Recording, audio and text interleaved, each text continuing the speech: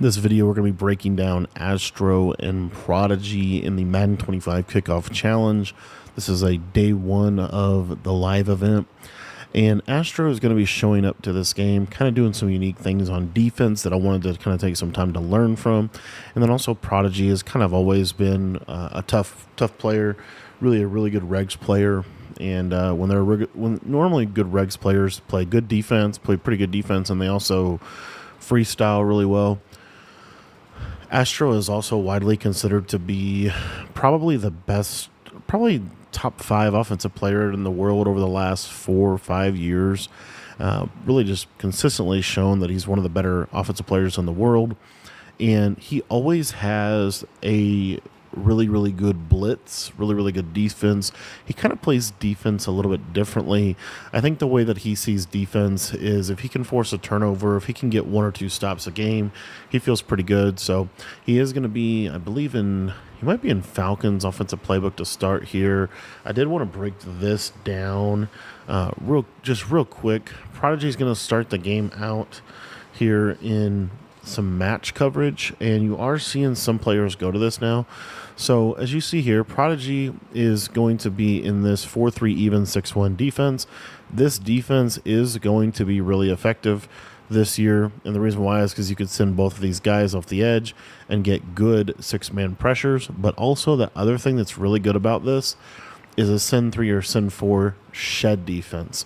Here, what what Prodigy is doing is he's going to run a send 4 shed defense out of cover 4 quarters, where basically we have these inside quarters, outside quarters on the outside.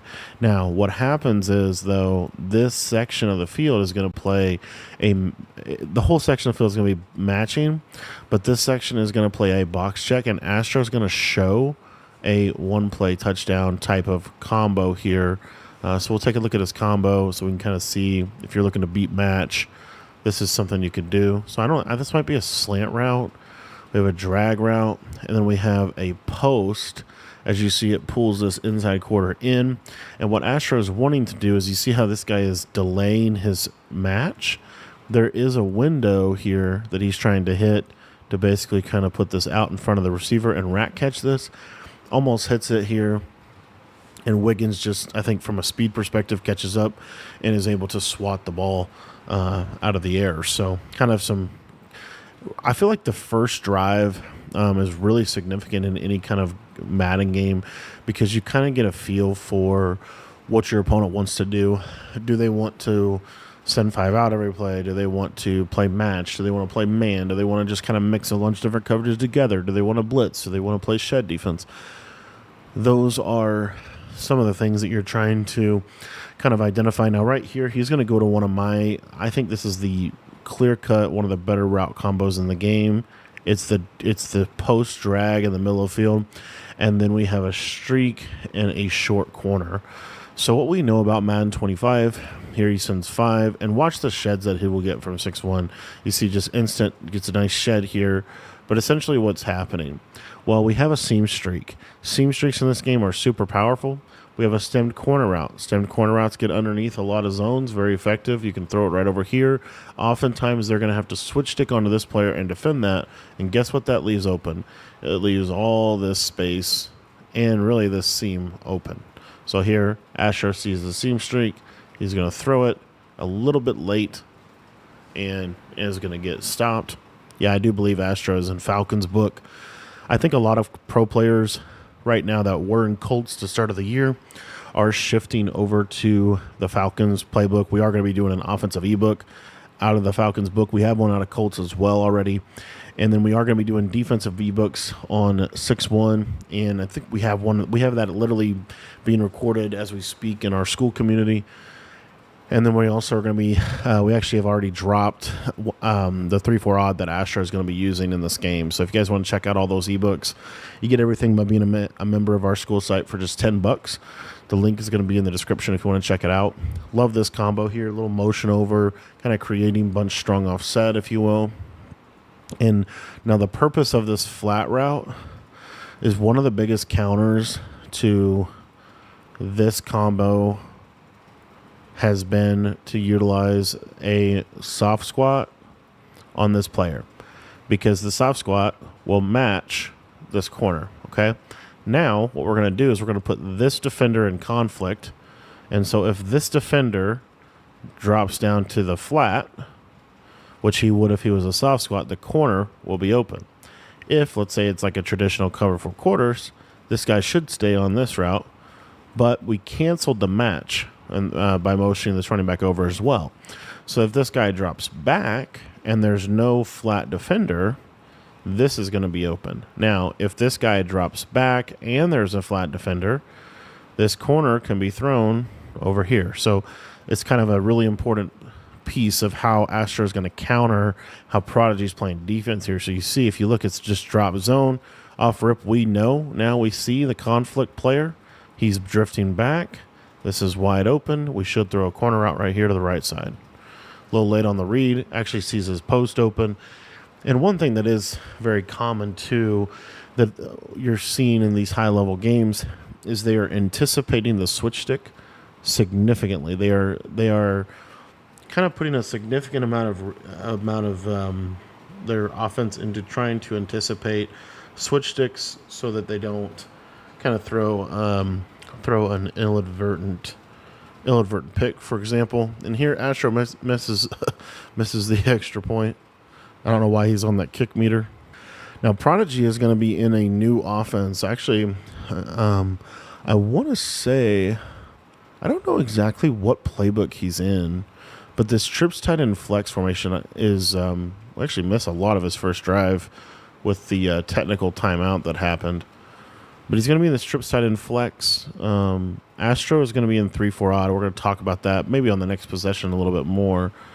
But gets down here. And the reason why Astro is in 3-4 odd, or actually, no, he is going to be in 3-3 cub, I believe. He's in 3-4 odd. Yeah, he's actually in 3-3 cub. So that must be his trips defense. Sometimes guys will have better, different forms that they like against bunch-based offenses versus trips-based offenses. So the reason that he's running this trips tight end flex is for this play right here. You got a sharp post, you got the cheap motion. And that should have been a switch stick pick, honestly. He just kind of didn't quite get the job done there. Now, Prodigy actually makes his extra point, and Astro is going to be in this. So you see here, again, this motion over, cancels match. You get this. Astro loves that combo. I don't know about that one.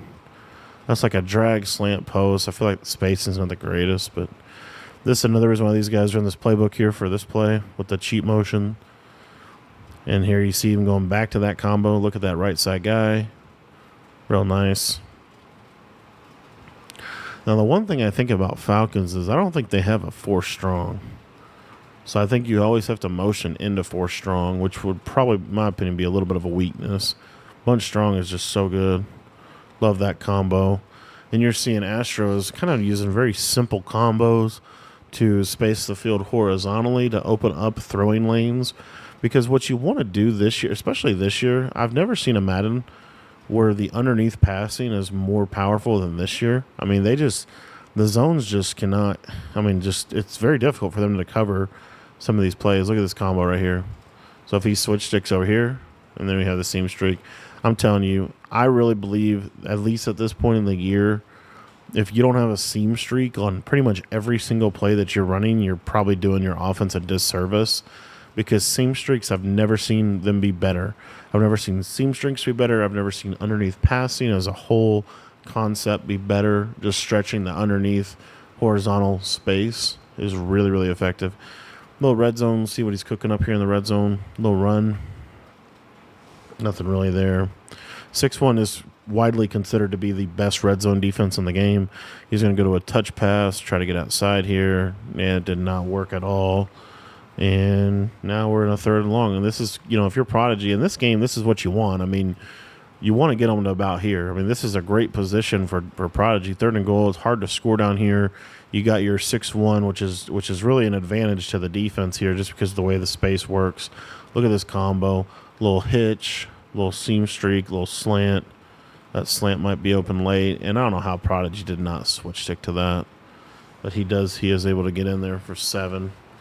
And that's kind of a traditional combo that's been really good in the red zone for the last couple of years, is that Basically a slant on one side and then a hitch on the numbers.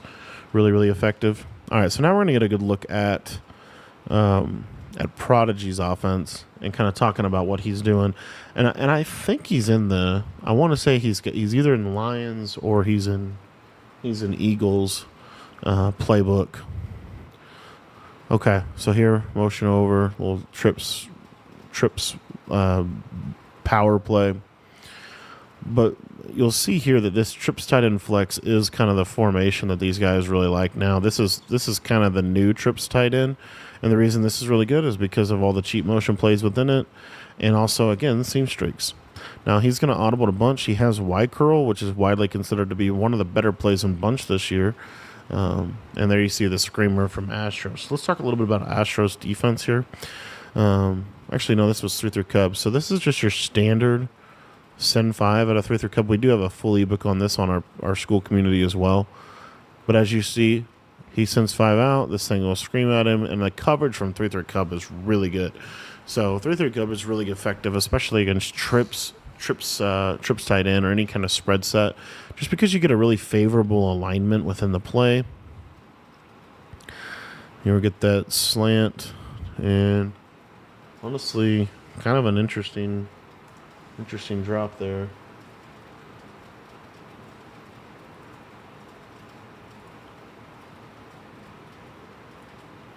Let's see here.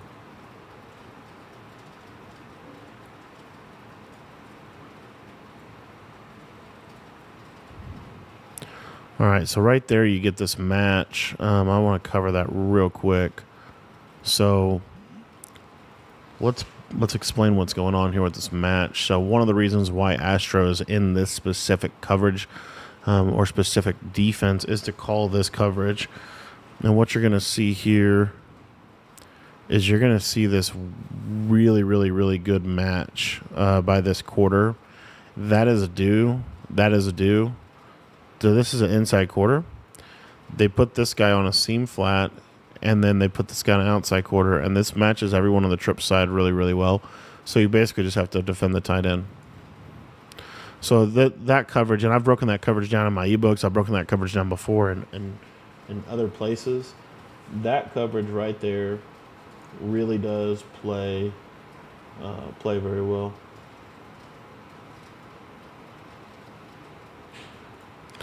Okay, I don't think Prodigy is in. I'm gonna figure out what playbook he's in. So Astro ends up getting the stop, and now he's kind of in full control of this game.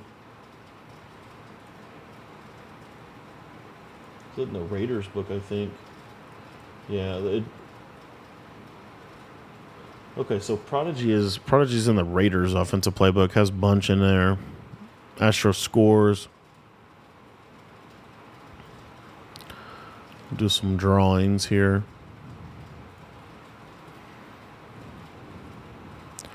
So we'll see see what Prodigy does. I think this game does. I think Prodigy does actually make kind of a run here or a push. But you're seeing some of the problems with Trips tight end this year. It is good. Trips is always going to be good. And there you see there's that combo again. I love this. Look at that post, slant, boom. Post, corner, drag. It's just such a good combo. Okay, so trips tight end flex. I believe this is 100% pretty confident this is in Raiders book. But you watch. So this motion, it does cancel that quarter stuff. So that's why these cheap motions are so valuable. They kill cover 2. And right there, ooh. So the cheap motion and trip specifically is valuable because it kills cover 2 to the tight end side, which is really effective for taking away tight end corners. It also kills the match quarter that I was just explaining out of the seam flat stuff.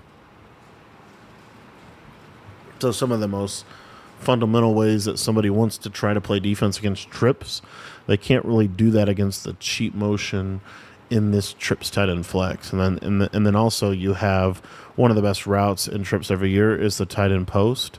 But in this year's game, the tight end post is like that. And so it's just not as effective. So here we go. This is the cover 3 beater. And you see there's his match quarters as the tight end corner. Yeah, I think this Raiders book is really good. Because you also have the regular trips. It's almost like a Patriots trips. And I think McDaniels isn't. I'm pretty sure McDaniels is still over at the Raiders. So, yeah, the motion wide post is the reason you run this book, and the reason you run the formation. Here you see here's a standard trips combo, verticals with a tight end drag. You might put the tight end in a corner. Nope, tight end drag, crosser, and there you see there. That's that match quarter. It's just hard to beat that match quarter. It like looks like it's gonna be open, and then the match just kills it. And I want to say he's in Samuel Blitz as a base, so he's seam flats. He's got this guy probably on like a, I don't know what that dude's on. Okay, little man up here. Look at that. There's that cloud to take away that tight end post. Really good defense by ASTRO. And Prodigy's trying to basically just work this ball down the field and try to take as much time as he can. This should take to the 2. Yeah. So you see this this audible over a bunch to Y curl probably. Astro's choosing not to flip. Kind of interesting. Some of the reason why you would do that is just you don't want to, I mean, it's hard to get your adjustment set up once you flip.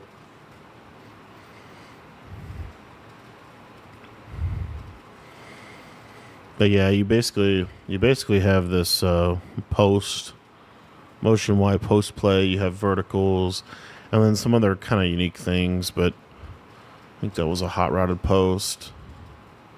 That post actually fried. I'm starting to notice that the hot route master post on the outside receiver, if you don't stem him, if you just keep him at like you just hot route a post, snap the ball kind of thing. I feel like that post is probably one of the best man beating routes in the game.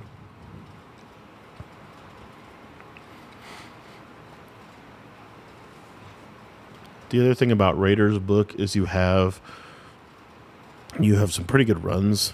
You also have ace slot offset in here. Man, that Raiders book, I'm going to have to look at this. I love this stemmed corner out of level sail. Trying to get this short corner to the corner. If it's a cloud, then we can throw the running back, try to turn up field. You see here, running back's open. Touchdown. So that's a big drive for Prodigy. And now kind of pressure, not pressure, but if you're ASTRO here, you really want to get 7. You got plenty of time in this game. In this game, a minute is a long time. Just with how much the sidelines are able to be thrown. He's got 1 timeout, minute 20. He's probably thinking, I can go score 7 here. Prodigy actually changes his defense, and he goes to the traditional double mug look. And so you're going to see these disengage blitz, throw that tight end. Good read by ASTRO. About midfield.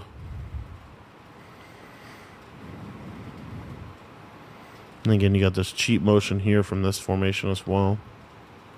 It's that nice high ball. Another thing you'll see these guys do a lot is they will high ball. If it's a situation where they have a little slight step on the player crossing the field, they might highball it to kind of get it some more leverage over the defender. Do a little tight end short corner. Looking for that there, that drag, and you see how. I mean, you're just seeing this drag just wears out, and I'm telling you, man, if you truly work the underneath in this game, it is so hard to guard the underneath and guard post routes and stuff like that. Little inside zone. ASTRO's in a position, as I said, I mean, he got down here in basically 40 seconds. Here you just want to make sure you take Prodigy's timeouts. At the very least, you want to try to, you really just don't want to give him the ball back at all if you can help it. And honestly, a field goal here is probably fine for ASTRO. He really likes this jet pass. ASTRO's always going to find some little things that really nobody, very few people know about offensively. Things like the jet touch pass or a specific red zone combo. Those are some of the things. So you see how he's motioning here, and look at this wheel route. There's just nobody over here. Now look at the combo. We should see a slant here. Yeah, you see that slant, and then there's the hitch. And high ball, high ball, high ball, high ball, high ball. Very, second time he's thrown that combo pretty much. And it's been pretty much the same result every time. So Prodigy's going to have about 18 seconds left before half. See if he can do anything. Kind of how he just chooses to play it. And I mean, you do have one timeout. So I mean, you throw a get a big pass in the middle field. That could be a kind of setting that up here. Tries to throw right at him. Almost an interception. If he catches that interception, that's probably a field goal for Astro if he's able to turn around with that. And that would have been a huge change just kind of in the trajectory of the game, because that could have very close to a 3-possession game at that point. Going back to that PA cross play. Seam streak. That's a good read. The reason that's a good read is because I wish you would have done that the first play. But the reason that's a really good read is because now you have 4 seconds, but you've advanced the ball up to here. So now there's a little bit more of a realistic throw for you. Looking for kind of an interesting combo, though, I will say. Just going to throw it up one-on-one. Paul Krause going to say no way. And that's going to be the half. All right, so jumping into the second half here, Astro is going to be on defense starting out. And Prodigy kind of coming out in a random formation there with an inside zone. I think that was that split. Was that split pro? And I'm going to get back into his trips. Haven't really seen much from his offense. I mean, but sometimes, and this is a cool combo here, almost a pick though. I'll throw right at a 3-rec. And so pretty much very early in this first possession, he's already on a 4th down. And you see, I mean, it's not necessarily, I don't know. I'm trying to think what's going on offensively for him. But it's really just, like, look at this. It's got this backward zig. I just feel like you can't. Yeah, like I mean, these windows are tight windows that he's throwing into, and it's to a degree. I feel almost, I don't know if it's predictable. I don't think that's the best word. I feel like it's just there's not enough. He's not attacking enough areas on the field, and he cannot beat man coverage or the match that Astro is employing. If it's either match or man, one of the two, right? He can't. The routes don't get open fast enough. Astro's able to user a lot of stuff in the middle of the field. And so, I don't know about that throw. Yeah, there's just not much right now for Prodigy offensively. This 3rd and 20. See, the way I would play this 3rd and 20, I mean, I know you obviously, if they give you the first down, you take the first down, but the thing I'm starting to notice about trips is it's a lot of long developing routes, which is probably why. You see, if he would do more stuff like that, where it's just a quick drag in the middle field, high-low read. I feel like the trips guys, and myself included, like when I run trips, it's a lot of long developing routes. There needs to be more quick hitting plays. When trips was really, really good, I think at its peak, Madden 21, Madden 19. There was so many like quick hitting routes, quick hitting play calls. Now it's really big time, like it's deep corners, deep crossers, but let's work this underneath game a little bit more, like the running back streak out of the backfield. You know, when Kobo won the belt last year in trips, there was a lot of quick stuff. If you watch what he actually was doing, it was a lot of quick reads. There you see there that post beats that man. I'm starting to think that Astro might be running more man coverage, because the match coverage would not get beat by that post.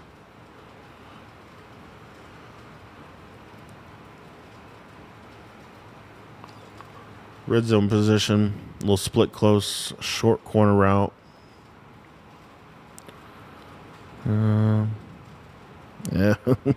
See, if you streak that fullback out of the backfield, that's probably a touchdown. Split pro offset weak. There's definitely some stuff in this book. I will say I'm going to definitely be checking this book out. I like this audible and the stretch. There's the nickel corners over here. So that should be a good run. And Prodigy's one of those guys. I'm pretty sure Prodigy labs up with Drini, so he's always going to have, defense specifically. His defense is always something to look at, take a look at.